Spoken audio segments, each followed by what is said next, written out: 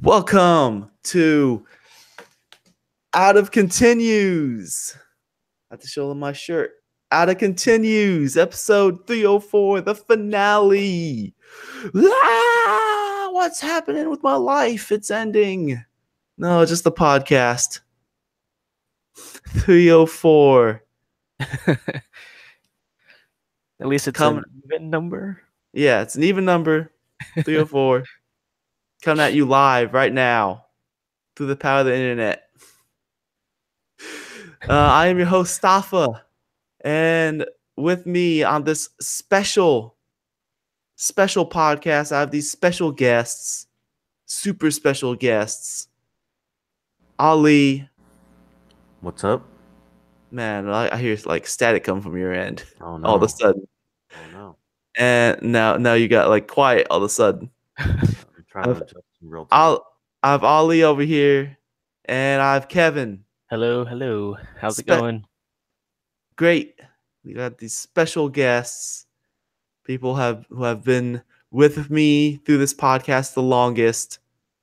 Took me a long time to decide who I want on this final podcast. I was like, let me measure. Let me get a measuring tape and see who has done more podcasts with me. And then I'll figure out who will be on the podcast. And it just took such a long decision process. I was like, well, it looks like it has to be these two. Came very close. Very close between them and Gabe Newell. Oh man, yeah, that was pretty close. Close. Yep. Yeah, Gabe Newell and good friend Cliff Blazinski. Gabe was too busy not making Half-Life 3. Yeah. But anyways, so on this final episode, we're going to do a special topic with some random categories in which we'll talk about our top favorite something. And we'll go through those. And we have a news topic to talk about. But one quick disclaimer.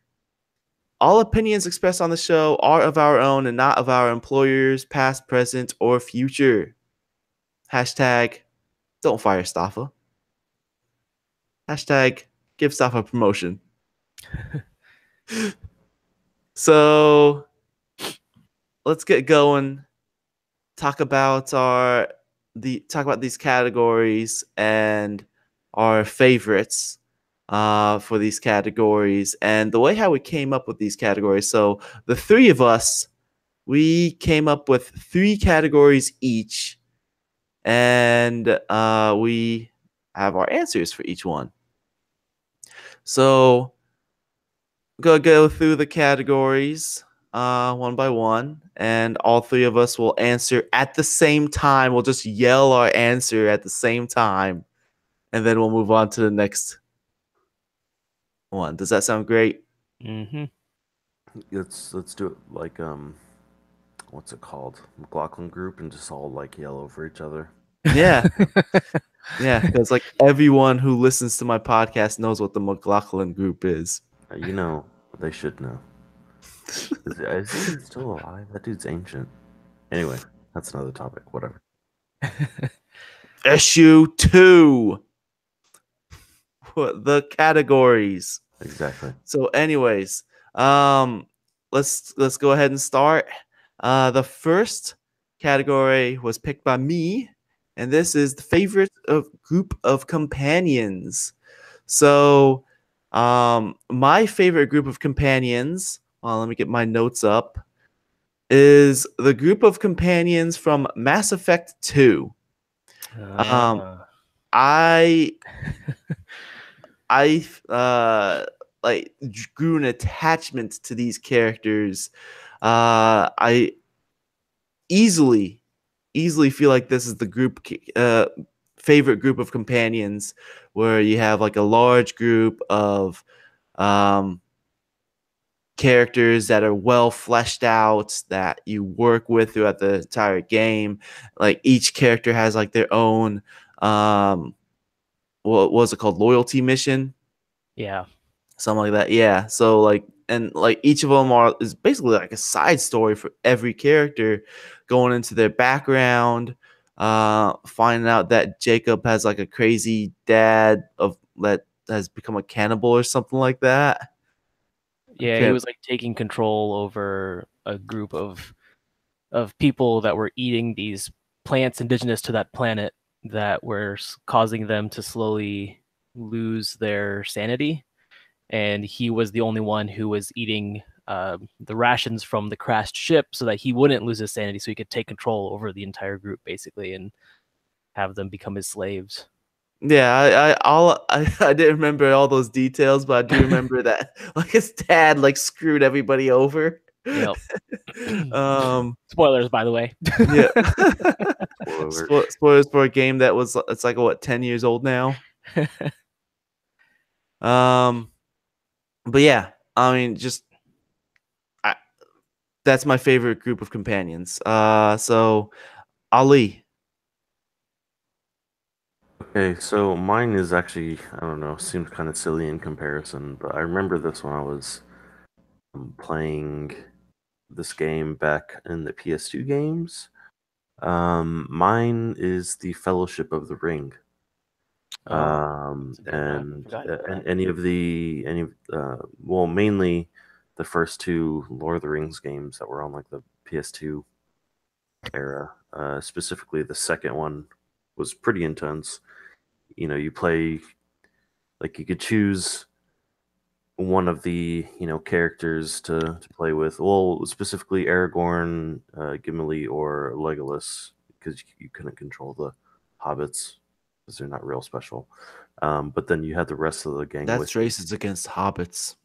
Well, they're short, so Gimli is too. Well, he's got an axe and a beard. And shoes. And yes, he does have shoes. But yeah, just I just remembered, like playing that game, and I just loved playing like the Helm's Deep level because it was just like so intense, and all of your NPC dudes are running around and killing things, and you're just, I don't know. It was really cool. It's probably the earliest example of a group that was beyond just, this is your party from like a Final Fantasy game. Because that's earlier than that example. That's the only thing I can think of, just like Final Fantasy or other RPGs. Didn't those games like come out before them, like a month or so before the movies came out, and they have like scenes from the movies? Did they? I don't yeah know. I don't remember, actually. I think so, because I remember I was watching one of the movies with one of my high school friends, and he was like, "Oh, I remember this scene from the game." And this was like right when the movie came out. Oh wow. Huh. Maybe it broke Street Date or something? No, it didn't break Street Date. It was the games. I'm pretty sure the games came out before the movies. Okay, well, yeah, I played it afterward, but anyway. Kevin. So my answer is pretty similar to yours, Staffa. It's Mass Effect, but I don't have a specific game out of the trilogy. I kind of just like the whole cast of characters from that series overall, at least from the trilogy. I haven't played Andromeda, so I can't speak on that one. But I do agree with you. I think Mass Effect, back in those days, BioWare was excellent when it came to character development and like backstory and world building, and they put a lot of attention towards every single character that played any role in the game at all. And yeah, I think that when you have a cast of strong characters like the Mass Effect series, it makes the world and the universe more believable in the game, because everyone has a life that goes beyond just the events that the game is covering. And they've got personal issues, they have things that they've been doing before they came on board to your team, and you learn about them as you build relationships with them, and you build these connections, and they just become more believable as you go through the game. And I think BioWare just always does an excellent job when it comes to that kind of development, especially in the Mass Effect series and the early Dragon Age games and some of the earlier games too. Remember when BioWare was good? Yeah, moment of silence. All right. So Pay respects. next category. Favorite original soundtrack, Ali. Okay. Mine is The Elder Scrolls Oblivion. Good choice. It beats the rest, hands down. People are like, "Oh, it's Skyrim." No, you say Skyrim because that was your first game. And don't say that Oblivion was my first game. It was, but it is objectively better than Skyrim's. Final Fantasy VII is the best Final Fantasy. Exactly. Yeah, Oblivion, like, it's the soundtrack is just, it was extremely well fleshed out. I mean, I still listen to it till this day. You know, I have it saved, and because if you have Oblivion, it just saves the music as MP3s in a folder, so it's easy to just get whatever ones that you like, and it's just a great soundtrack. I love it. Yeah, I will agree with that. For my answer, I kind of have two soundtracks because I think they have different modes of listening, and I'll explain that here in a couple minutes. So my first one is the Deus Ex Mankind Divided soundtrack. I really That's a great soundtrack. Yeah, I liked the Human Revolution soundtrack as well back when that game came out, but I think Mankind Divided's soundtrack blows the first game soundtrack out of the water. I don't think I even heard that one yet. It's excellent. Like, actually, it really works as just a soundtrack to listen to while playing the game, and also just listening while you're working or doing anything else, because there's a lot of atmospheric moments in that soundtrack, and it fits into my favorite kind of genre, which is the cyberpunk and sci-fi and all of that. And so just having that soundtrack playing while I'm at work working on something, it really works as video game music and also as working music and just something to listen to on the side. And then the second soundtrack that I picked is Doom. And the reason I picked this is because this soundtrack, I think, it integrates into the game so perfectly. And I think, I don't know if either of you have watched Mick Gordon's talk at GDC last year or a couple years ago when he was talking about making the soundtrack for Doom, but just the process that he went through to make the soundtrack for Doom, it's very clear that the music and the game were designed to work hand in hand, like no other game has done before, in my opinion. It may not be the style of music that that everyone listens to, because it is heavy metal inspired and typical of what you would think of when you hear Doom. But I think the process of integration between the gameplay and the soundtrack melds so well. There's so much synergy between them that I think the soundtrack in Doom enhances the gameplay absolutely, because they were designed to work together. All the beats of the soundtrack work with the beats of the game. Everything is just meshed so perfectly together that I think the Doom soundtrack is superior when it's listened to during the gameplay. And that's the reason I had to pick two, because there's one for listening and one for just pure gameplay integration, I think. When I think of the Doom soundtrack, I can only think of the song for the first level. That's like the only one I can recollect. That's it.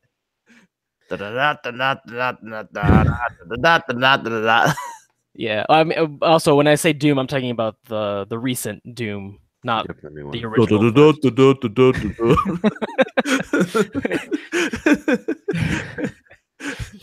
Yeah, the most recent one that just recently came out.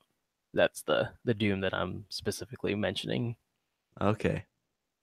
So with me, this is a hard one for me to pick because I don't really think about the soundtracks too often. Like it's always an afterthought for me. It's not very, I don't know, like music to me is not like a priority. So that's why I don't really think about it too often.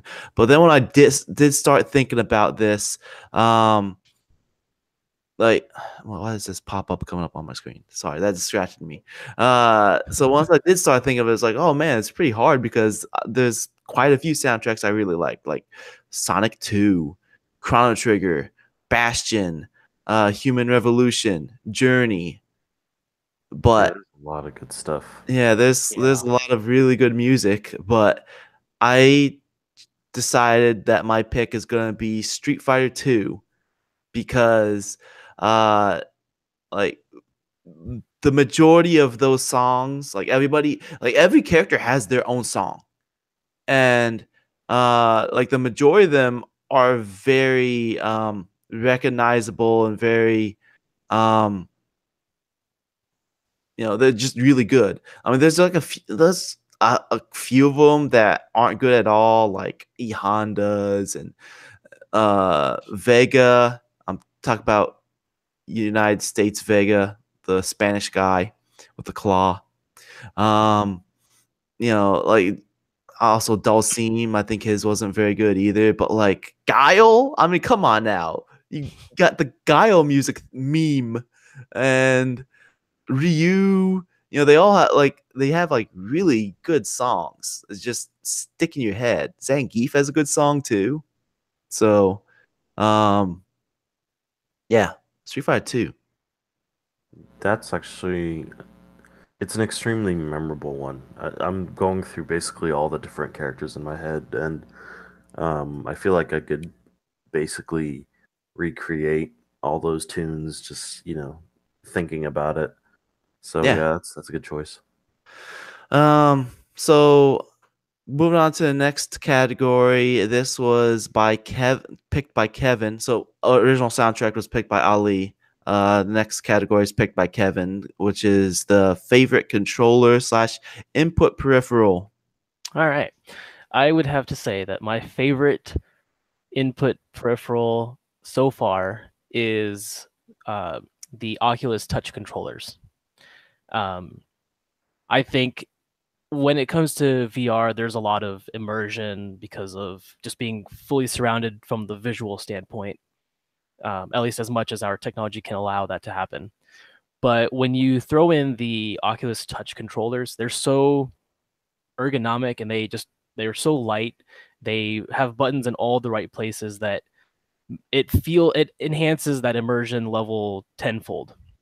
Because now not only are you seeing everything from your perspective in first person view, you're also interacting with everything in the game world with controllers that function like hands, at least as much as they can with a physical thing that isn't your hands themselves. Um, Playing games like Robo Recall, where it's like a first person shooter and you're fighting waves of robots that are attacking you. You like holding the position of the trigger for the gun, just the way you hold the controller, it actually feels like you're interacting with those elements in the game in real life. And I think that Oculus has done a phenomenal job building the touch controllers. And I know that Vive is supposed, or HTC is supposed to be releasing I think they called them the Knuckles controllers for the Vive. They haven't actually released them yet, but they're supposed to fit on like gloves, kind of where so every finger will have one-to-one control in VR. I don't know But about that. That's interesting. yeah, they look really cool. I don't know when they're supposed to release those, but I would love to give those a try. But I think out of all the controllers that I've used to date, I think the Oculus Touch controllers are my absolute favorite. Okay. So my favorite input, mouse and keyboard. Oh, you. Oh, you. I mean, it depends on the game. I mean, it's either mouse and keyboard or as far as like gamepad goes. My favorite one so far, I think it's the Xbox One controller. That's a solid choice. I mean, like I think it's a better shape than the PS4 controller, which is also a really good controller. I mean, like we are like at a point with our gamepads where they're all pretty good. Um, and as far as like platformers go, something like that, I'd obviously want to play with a gamepad or a third person action game like Batman or whatever. I'd want to play with gamepad, but a shooter I'd want to use mouse and keyboard. So it's those are my two favorites. That's pretty much it. Ali. Well, it's kind of hard to follow up after Kevin, because he said, the Oculus Touch. I was gonna say HTC Vive. I've never used the touch controllers, so, but ever since I got the Vive and I've been playing VR, like I constantly think about VR. And just being able to reach down and grab things and casually do what some people like to call the VR toss, just randomly tossing whatever object you pick up in VR. It's just been great. Just by looking, there are some benefits of the Vive controller, especially, or not the Vive, the Oculus Touch, because you could see it's got two analog sticks. On the Vive, they have those trackpads, which can double as buttons and stuff like that, but it makes like free walking a little more difficult. Anyway, those are comparisons, but I really love just VR controllers in general. Yeah, I think they're brilliant. I haven't the actually. future. Yeah, I agree. I haven't actually tried the Vive ones, so I don't actually know how they compare to Oculus. The only VR controllers that I've actually ever used are the Oculus Touch controllers, and I just think they did a really good job with those. Oh yeah, yeah, definitely. All right. So the next category is from selected by me, and that is favorite group of villains. And my favorite group of villains is easily Foxhound from Metal Gear Solid 1. Um, like they're just a very um very memorable cast of characters. They all have like deep backgrounds. All of them were also complex characters as well. Like they weren't just like evil for the sake of being evil. Like they all had like a backstory as to like why they're doing what they're doing, and they believe that they're doing the right thing. So you know, so not only they had like a deep background, but they all looked really cool. They had really cool designs, and also gameplay wise, each of them played you fought them very differently. It basically transformed the game into something else for each one you fought. So because of that, I feel like Foxhound is my favorite group of villains. They're just the most memorable cast of like antagonistic characters. Mm-hmm. It's amazing I didn't think of them at all going through my head. I don't know how. I'd figured you would have selected them as well. You know, it's crazy. I mean, It's crazy. it's crazy. Yeah. But anyway, I guess I'll go next. My group is actually the Fireflies from The Last of Us. Yeah. Oh yeah. Um, because they're not really villains, but they are your villains. You know, they're the group that you are fighting. So, like, they believe they are doing good and they are trying to, you know, create a good, like, outcome and stuff like that. But, you know, Joel, you're the main character, just does his best to fight these guys. Mhm. So, I liked how it wasn't like a clear cut, dry, like they are actual villains, because they're not like, you know, the textbook definition of like, oh, I'm evil, you know, I'm trying to destroy the world. But Stroking their mustache. yeah. Yep. Kevin? Hi. So this one I did have a little bit of trouble with. Both your answers are really good. I didn't have like a single collective group that I could come up with when I was thinking of this initially. But I think the all like the actual villains from the Batman Arkham games. I think I really enjoyed how they added them into the games and created interesting boss battles, at least for a lot of them. One of the most memorable ones that I can think of is when you're fighting Mr. Freeze, and how you actually have to change your strategy throughout that whole battle because you can't just do the same things over and over again because he learns your moves and anticipates what you're going to do next.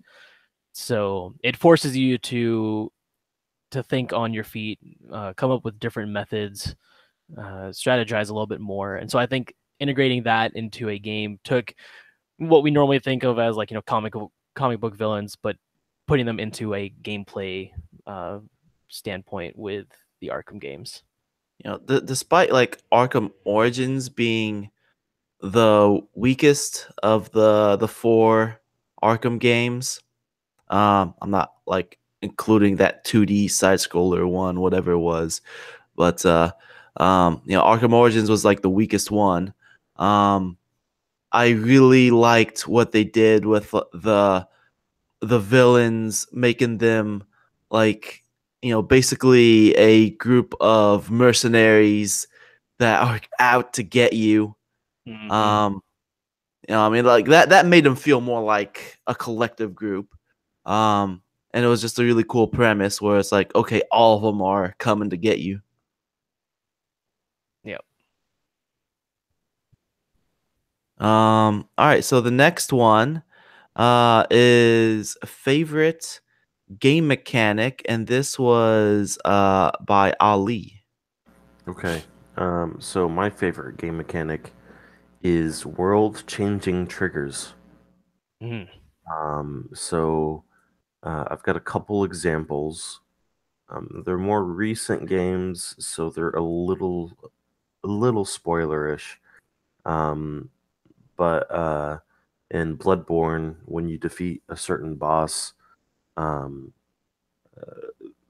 basically the premise of Bloodborne is that there's this like nightmare happening, and uh, it's called like the Night of the Mensis, and it makes like just these crazy demons and stuff happen, and all these beasts come out, and after you defeat a certain boss, basically the whole world in the game changes to like it being on overdrive. There's all sorts of like extra demons and like these Cthulhu type creatures spawn out of nowhere, and not only that, but the more insight you gain, which is like it's sort of like an alternate currency you could use to buy stuff, but it gives you, like, they call it insight because the more you have, the more messed up things you could see in the world. So um it's it's really cool. Like, it felt extremely intense, and unlike the other Souls like games like Demon Souls and Dark Souls, you're normally, those games are very deliberate, very calculated. You go through an area and you know how that area is, but when you hit that world changing trigger in Bloodborne, it mixes up the whole thing. Yeah, I mean, it's the same physical area, but there's new enemy locations, new types of enemies, and I thought it was really awesome. It felt intense, something that um, it subverted my expectations of a video game. Another example is another Souls-like game, um, but it's not 3D; it's 2D. It's Hollow Knight. Um, there are multiple world-changing points. One of them basically turns like the whole regular section, like the whole what do I want to call it? It's like one of the starting locations, kind of used to connect multiple. Like a hub world. Yeah, not really a hub world. It's sort of a hub section of the game. Mm-hmm. Hub biome, let's call it biome. It connects to multiple different ones, but then I went back to it, and then it said like infected Forgotten Crossroads, and I was like, wait, what? And then just like there's just stuff sprawling out of the walls everywhere, and I was like, oh no, oh no. So it's just these things that kind of twist the world upside down, and you're just not sure how to react to it at first, and you have to relearn the area.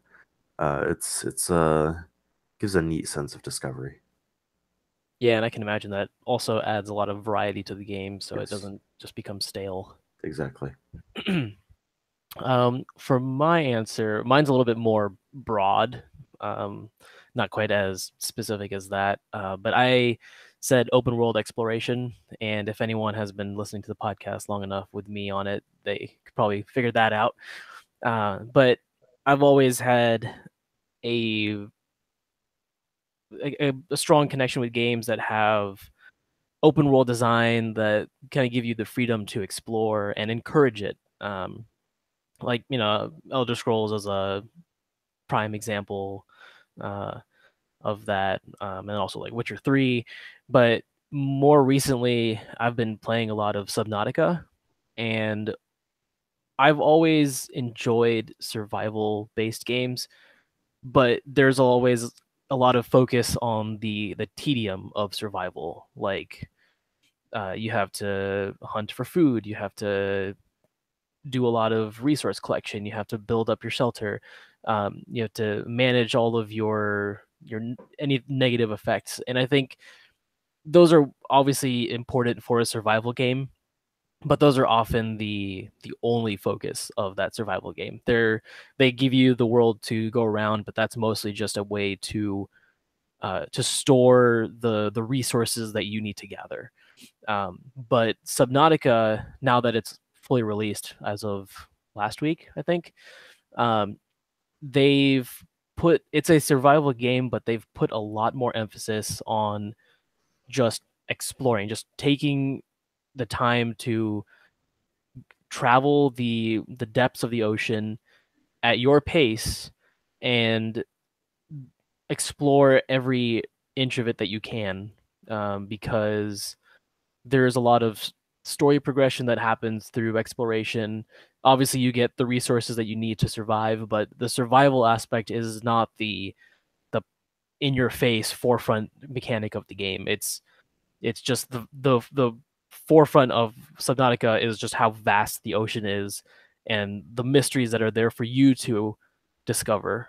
And I think Subnautica is, at the moment, probably my number one favorite example of an open world exploration game.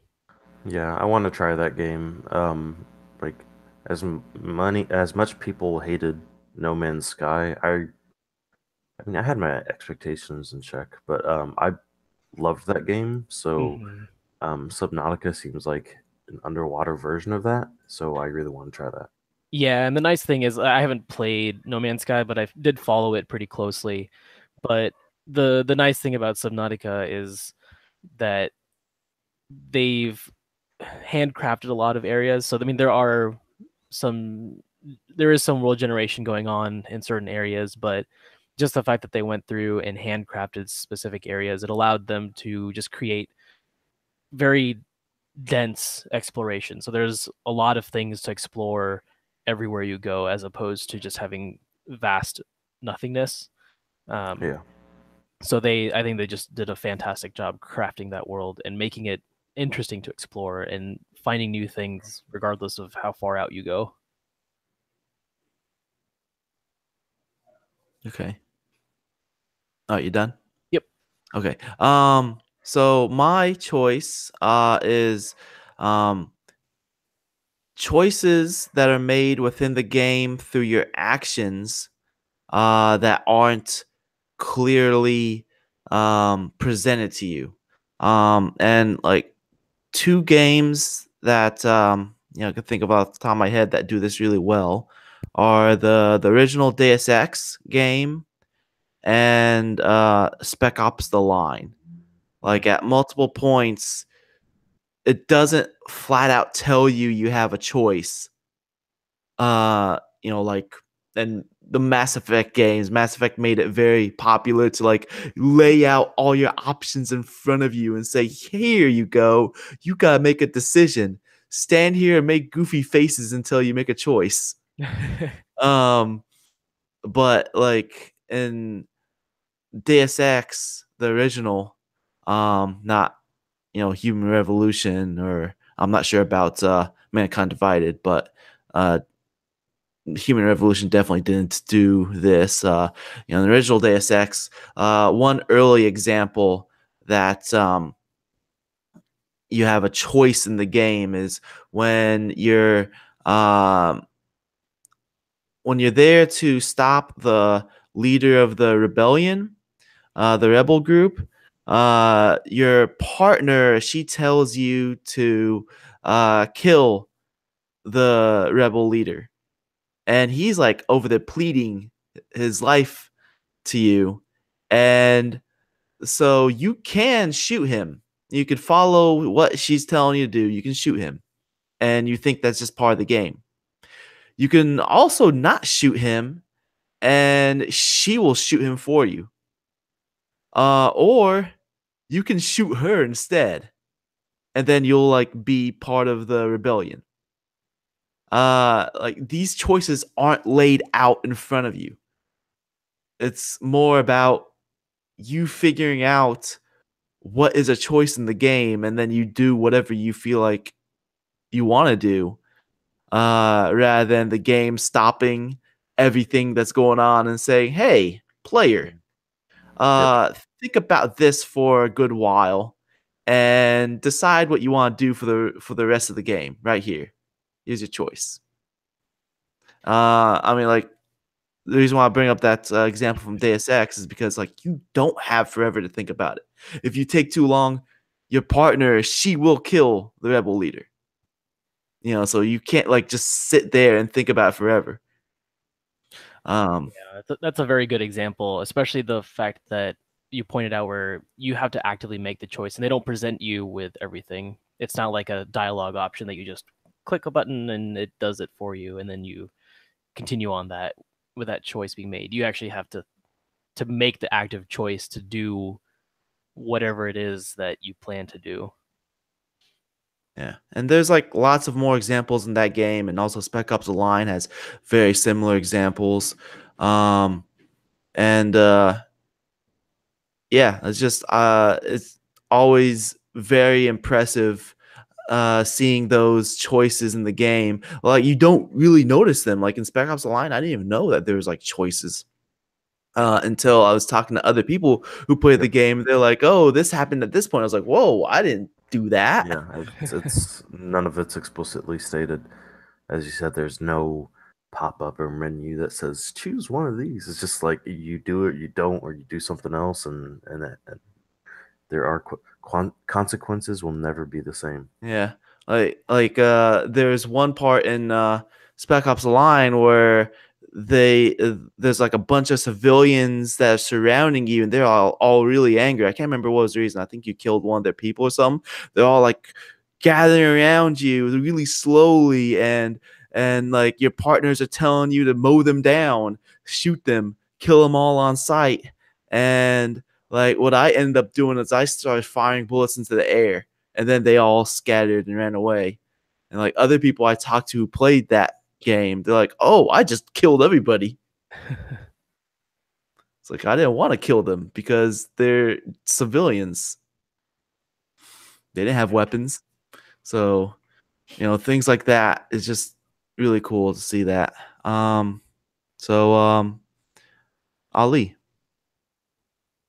Oh wait. I was gonna say I already went. Okay. Yeah. What's your favorite game mechanic, Ali? Yeah. Okay. Changing triggers. So next category is by Kevin, and that's favorite setting. Yep. I kind of mentioned this one when I was talking about the soundtracks, but my favorite setting is cyberpunk, sci-fi.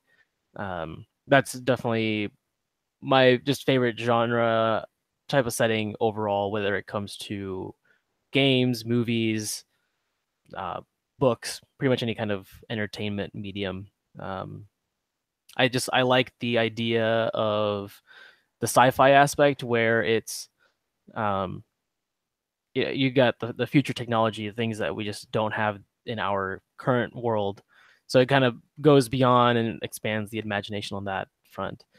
But then I also really like one of the key themes in cyberpunk is things like corporate rule over nations and espionage between those corporations. So I think there's cyberpunk leads to a lot of fascinating political stories that aren't necessarily involving some government body. It's always politics between companies and the rich trying to get richer.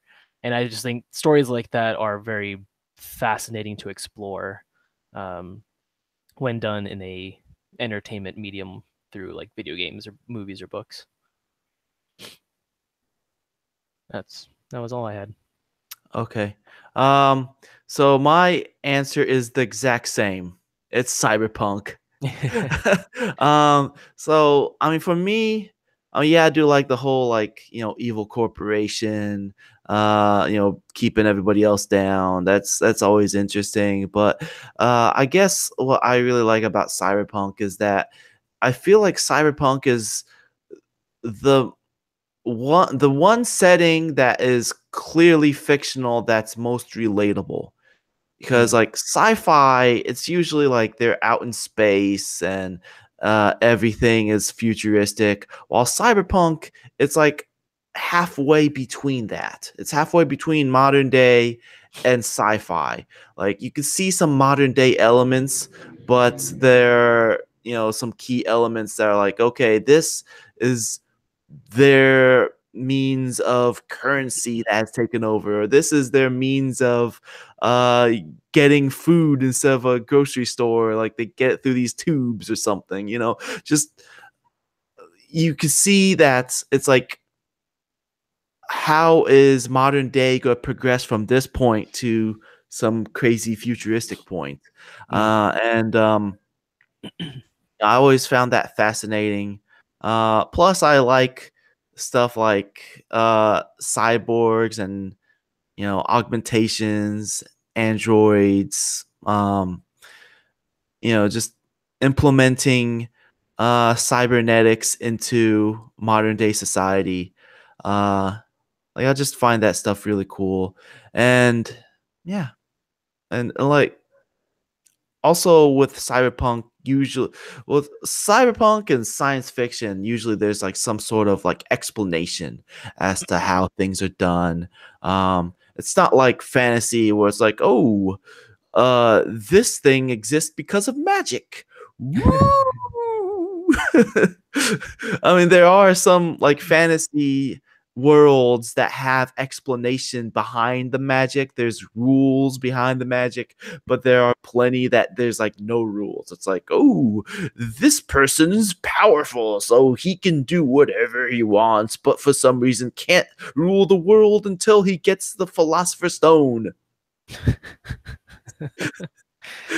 So, it's like, so yeah. Why is my mom trying to call me? Stop calling me. Okay. Yeah. Anyways. Yeah, that's my favorite setting, cyberpunk. Well, you're talking about grounded in reality. Mine's even more grounded in reality. Mine is noir. I feel like not many games do noir correctly. There's a game called LA Noire, which I feel like isn't really noir at all. Yeah. Yeah, there's like very little noir to that. But I think Max Payne 1 and 2, specifically 1, because it was the first, I think, probably major example. I can't really think of any other one prior to that where it hit the nail on the head in terms of that style, just from the atmosphere of the levels to the dialogue to the the cutscenes, like even the comic style. Just I don't know, just all the dialogue in that game was just top notch. And then, did you like the Max Payne 3 like neo noir that they were going with? I didn't really like it. I didn't like the setting of. I really didn't like Max Payne 3 that much, to be honest. Um, it was, I kind of had a lot of technical issues with that game, just things not working right. Um, but anyway, I really enjoyed just. I remember one day being sick, and this was like before I even had a memory card for the PS2. I was homesick with the flu, and I just played through most of Max Payne. In fact, I got to that one. It's like the I don't know. It's like a BDSM club or whatever the heck that place is. I don't know what it is. People like doing demonic things, but just the whole game setting was really intense. The atmosphere, it's just something that sticks with you. All right. So next one is favorite weapon, and Ali, this is your category. Mine is the nail gun from Fear. That is my favorite weapon. It was super awesome to just shoot these giant, like, they're not like even nail size. They're just like giant, like metal stakes. It looks like, and considering like ragdoll physics was kind of the thing at the time, you were just able to pin up these guys, just like mow these guys down, and you'd have like several guys hanging from the walls and ceilings. It was just so awesome. There's just nothing that really matches it in terms of how fun that gun is to use. Kevin's is the crowbar from Half-Life. It's the wrench. I'm just kidding. This one was also I had a little bit of trouble with this one because there's a lot of games that actually do combat and weapon design really well. Like when I was first thinking, I was thinking about the Blades of Chaos from God of War. But I think ultimately, when it comes to those kind of action games, I think my favorite is the Scythe from Dante's Inferno. That wasn't a very super popular game, but it plays very similarly to God of War style games. It's a third-person action hack and slash. And you play as Dante, and it's kind of somewhat loosely based on the poem Dante's Inferno, but in the game he gets Death's Scythe, and that's his primary weapon. And that thing was just they designed that so well. It was extremely satisfying to use. Like, the satisfaction in how it felt, the way it looked, the way that you used it, the animations for it, everything I think around that scythe just worked really well, and I think it just provided the most amount of fun when it comes to hack and slash style combat. So I think that's probably one of my top answers for favorite weapon. Visceral's pretty good at making weapons. I mean, Yeah. like Dead Space. Oh yeah, the cutter, whatever that is called. Yeah. That's also another good one. Mine cutter or whatever. Yeah. Rock cutter. I don't remember what it's called. My favorite weapon is dialogue. If I have the choice between shooting somebody and diplomacy, yes, I will go for diplomacy. Like, in Civilization, I think it's much more fun to like talk my way out of something rather than just mow my way through Gandhi. Because it is Gandhi and I that we're gonna be battling. Yep. What else? Like in Deus Ex Human Revolution, I was super impressed that there was like dialogue boss fights. I think wasn't that with the director's cut that they added that in? Because I don't. No, that was in the first version. Was it? Yeah. Okay. There was like a few people that you had to like dialogue your way through them. Yeah. I don't think all of them were, though. I think it was just some of them. There's a few characters that you had like dialogue boss fights with, like those those augmented people, like the big guy and the Rihanna looking girl. Like you can't dialogue your way through them. Like you had to fight them and they were broken. But like there was other characters that you had like dialogue your way through, and that was like super impressive. And like I have much more fun with dialogue choices to defeat a character than I have with like actually fighting a character. And I'll bring this back up later in another category. So that was favorite weapon. We're done with that. Next one is favorite antagonist, and Kevin, this is your category. I think my favorite antagonist has to be Andrew Ryan from BioShock. I think he, for the majority of the game, he kind of played this ominous, omniscient person that was kind of taunting you throughout the game. And there was a lot of development of his character, especially through the audio logs.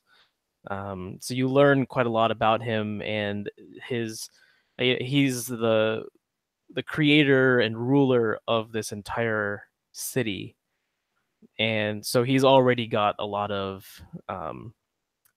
like a symbol of power to him, and going through the game while figuring out who he is and trying to get to the point where you can actually speak with him.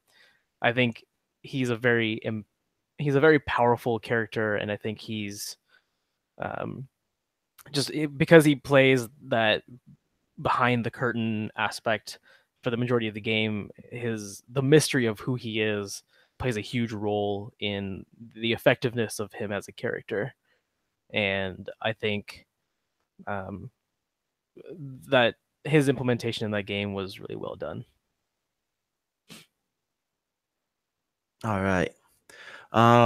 So my favorite antagonist, going back to Mass Effect, I had to think about this, and I think my favorite antagonist is Saren from Mass Effect 1. Like I similar to why I like Foxhound, like he's a complex character. He wasn't just evil because he's evil. Like he actually thought he was doing the right thing and got indoctrinated, and he's basically was a puppet throughout most of the game. And like I'm never gonna forget like talking him into killing himself. And he like just says, "Thank you, Shepard. Goodbye." Puts the gun up to his jugular and pulls the trigger, blasts his brains out. And well, of course, you have to fight him afterwards, which is kind of like that was a little disappointing. It's like, oh, he killed himself. Oh, he's cyborg Saren. Well, it kind of fit in. Yeah, the but story. it was I thought he was dead for good for a moment. But either way, like I was really impressed by like the way how he was presented. Like he was always a huge threat. He was he was a Spectre, so he was like a high ranking soldier, and like he proved himself as a high ranking soldier because he was really good, and like every time he was around he was like a huge threat. He wasn't like some chump that was there just for the sake of being evil. Like he can hold his own. And on top of that, he had like the augmentations of was it Sovereign? Yeah, he basically had Reaper tech augmentations. Yeah. I mean, like in the first game, like Reapers seemed so much more threatening than in the third game, where it's like, oh, it's just a big thing that's just blasting everything. Ooh. Yeah. The fact that a Reaper was like, a one singular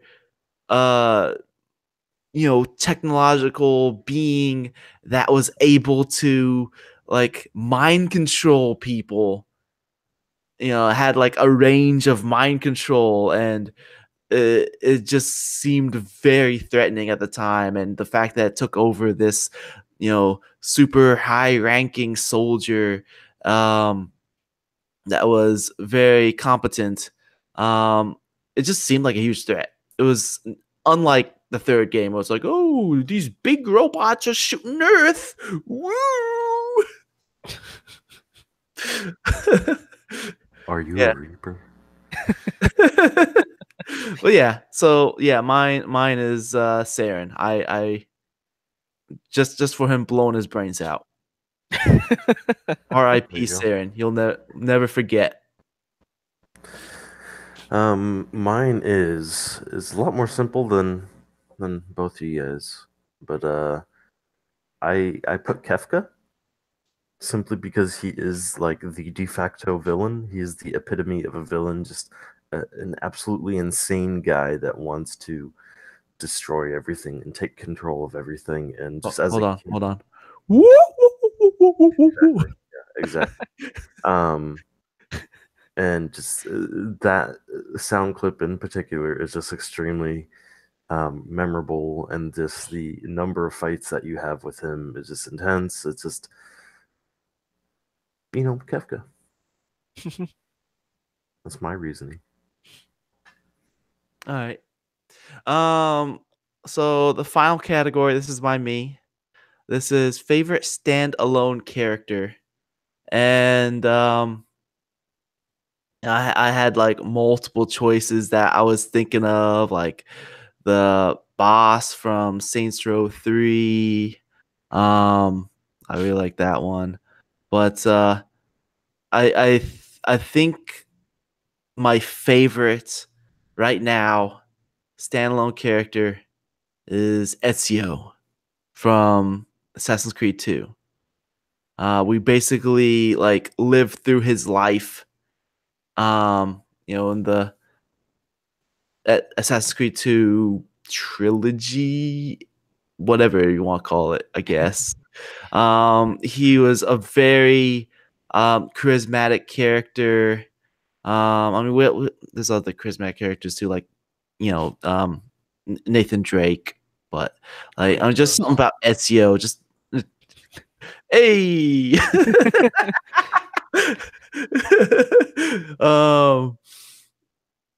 you saw him grow as a character, saw him grow as an assassin, learn his skills. He got better as he grew, and then like he got older, and he's like sometimes he'd make a big jump, and he's like, "Oh, my back."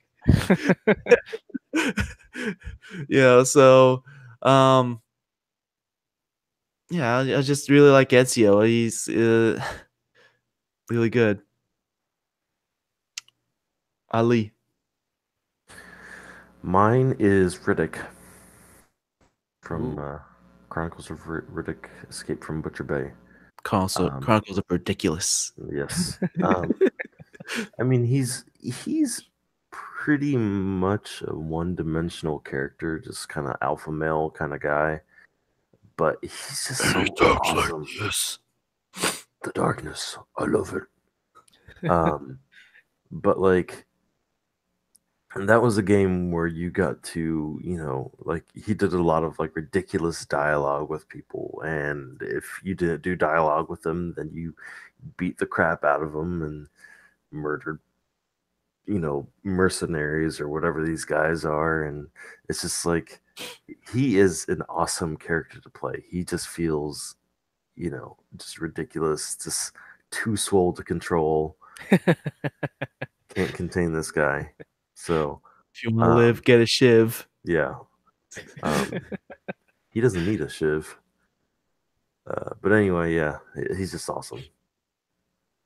Very nice. Well, Steffa, I think that makes it 3 answers that we have the same, because mine is also Ezio, and pretty much for the exact same reasons that that you mentioned.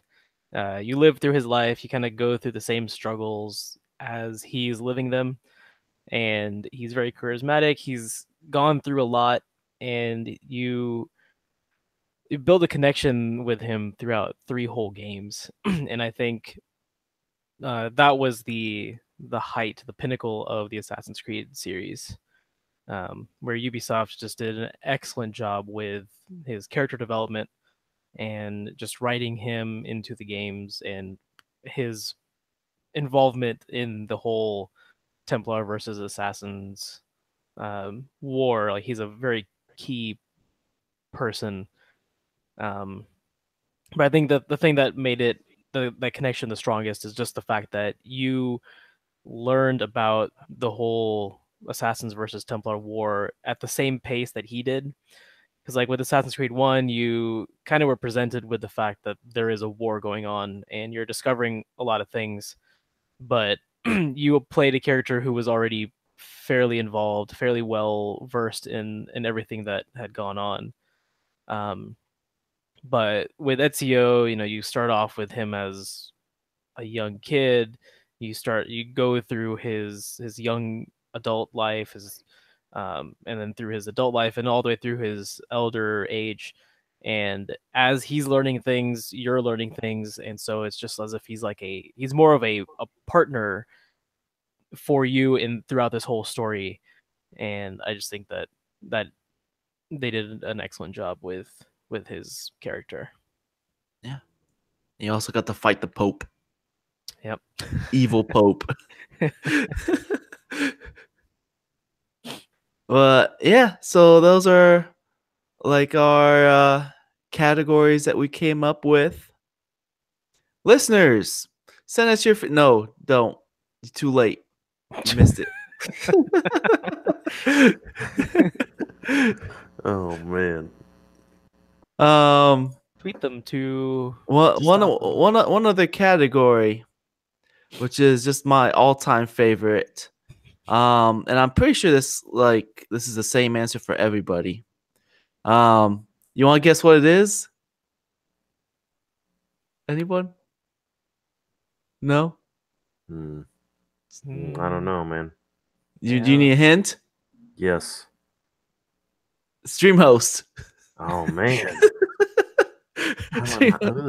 DreamHost is a web service that offers unlimited storage, unlimited bandwidth, user-friendly interface. They're also optimized to use content managers such as WordPress and many more features. All that just for $7.95 US a month. And if you use the promo code Out Continues for this final episode of Out Continues, special promo code Out Continues, no spaces, one word. It'll waive away the setup fee and get you a free domain registration. Do it. Best category of all. Yeah. My favorite dream host is DreamHost. So yeah, no real announcements. I mean, this is the final podcast. So yeah. And one news topic I have, and that is our favorite WWE wrestler, John Cena, is in talks to play as our favorite video game character. Even though none of us have selected this guy as our favorite character, he's still our favorite character in our hearts. Duke Nukem. He's in talks to play as Duke Nukem in a movie. That's a mistake. This is a mistake. This shouldn't happen. Why is it a mistake? Because Duke Nukem needs to end. It needs to Duke Nukem DNF. It needs to do not finish. Yeah. Duke Nukem, like, I stopped thinking Duke Nukem was cool when I stopped being 13 years old. I'm surprised that it's still, like, people are still interested in continuing the Duke Nukem name. Who has money to sponsor a Duke Nukem movie? Apparently Michael Bay. And like, how do they have enough money to get like? Because I mean, John Cena's not really a great actor, but he's like a big name celebrity. Mm-hmm. So I don't know. I mean, the other thing about this is it's John Cena. He's more of like a PG. He does. He's more wholesome. Yeah, he's a kid-friendly guy. Like ever since he started doing like The Marine, and after that he started like doing more kid stuff, like Make-A-Wish, and also hosting or at least being in like Kids Choice Awards on Nickelodeon and stuff like that. So he's more of a kid-friendly person. And so with that said, Duke Nukem, the movie starring John Cena, would not be a rated R movie, which it should be to stay true to Duke Nukem, but what it would end up being is like a PG version of Duke Nukem, which isn't even Duke Nukem. So how is it even Duke Nukem? Yeah, it's just kind of stuck in this cycle of not good. Yeah, I mean, I'm not saying like the R-rated stuff is what is going to make Duke Nukem good. I mean, it's not going to make it a good period. It's Duke Nukem. Duke Nukem's terrible. So, but it's just what I'm saying is it's more not really Duke Nukem. It's just more like his physical appearance is going to be the same, and that's it. This character is going to be altered. But oh well, I'll probably end up watching it. I wouldn't.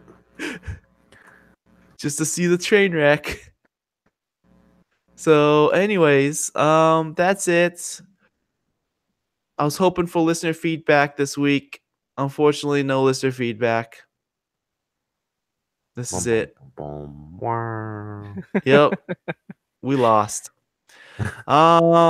So going to give a shout out to everybody who has supported the show, everyone who's listened, whether you listened for the past 6 years, whether you listened for the past 6 weeks, or the past 6 minutes, past 60 minutes.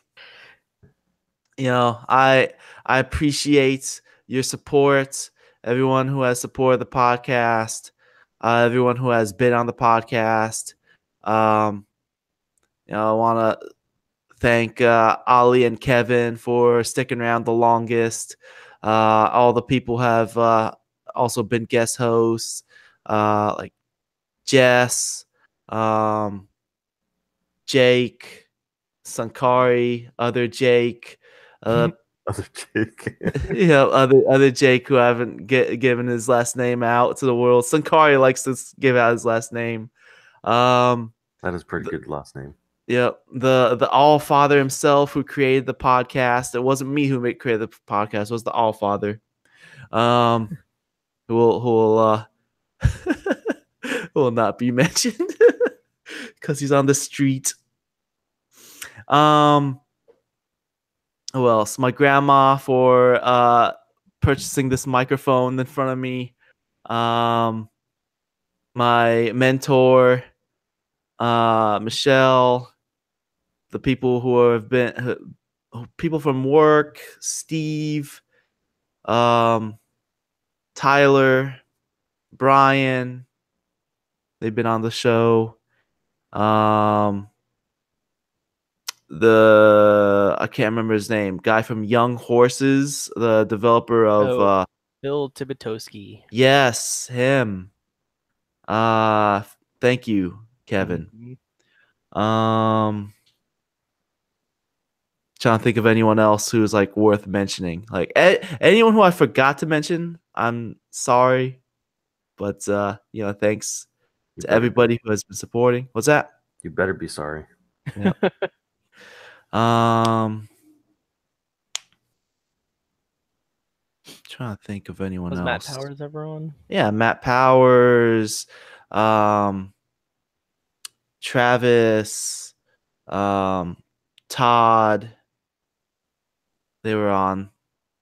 Yeah, everyone who was from school who was on here. At Fug World. Thank you, Fug World, for your support. Fugworld.com.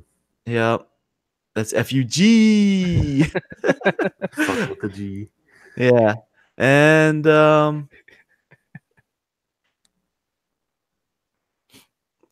Tim, Jay. Trying to think of anyone else worth mentioning. Thank you, everybody, for your support. I appreciate it.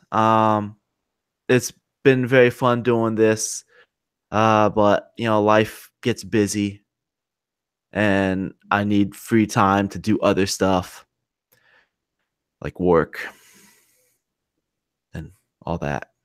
Get married. Mm-hmm. Yep. Anyways, thanks everybody. Thanks Kevin. Thanks Ali. It was a wild ride. Indeed. Thank you, Mom, for calling me during the podcast. How many times has she called us during podcasts? Well, she called me twice during this one. Okay. So the average is up to like 3 now per podcast. And with that said, I'm your host, Stafa.